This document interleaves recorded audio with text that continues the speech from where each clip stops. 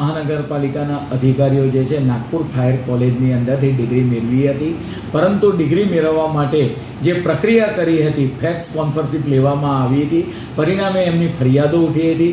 પર એના ઉપર વિજિલન્સ ઇન્ક્વાયરી મૂકવામાં આવી અને વિજિલન્સ ઇન્ક્વાયરીની અંદર આ પુરવાર થયું. પરિણામે એ લોકોના ખુલાસા પણ માગવામાં આવ્યા, પરંતુ આ 9 જણા પાસેથી કોઈ સંતોષકારક ખુલાસા પ્રાપ્ત થયા ન હતા. પૂરતો સમય આપવામાં આવ્યો. અંતે કમિશનર દ્વારા આજ રોજ આ તમામ જે 9 અધિકારી છે એને ટર્મિનેટ કરવામાં આવ્યા છે. સર, જે જગ્યાઓ ખાલી પડી છે કઈ રીતની કામગીરી કરશે આગામી દિવસોમાં? કારણ કે કોઈ મોટી આગ લાગે, હોનારત થાય તો કઈ રીતની કામગીરી?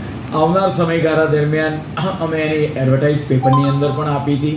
53 જેટલી અરજીઓ આવી હતી, પરંતુ 51 જેટલા ડિસ્ક્વોલિફાય થયા હતા. આવનાર સમયગાળા દરમિયાન કાલે જ સ્ટેન્ડિંગ કમિટીમાં એક તાકીદના કામ તરીકે જે આરઆર છે એને ચેન્જ કરી આવનાર સમયમાં નવી ભરતી, નવા અધિકારીઓની મહાનગरपालिका भर्ती करवा માટે જઈ રહી છે. ऐसे ही अन्य खबरों के लिए चैनल को सब्सक्राइब कीजिए. खबरों का नोटिफिकेशन पाने के लिए बेल आइकॉन को जरूर दबाएं.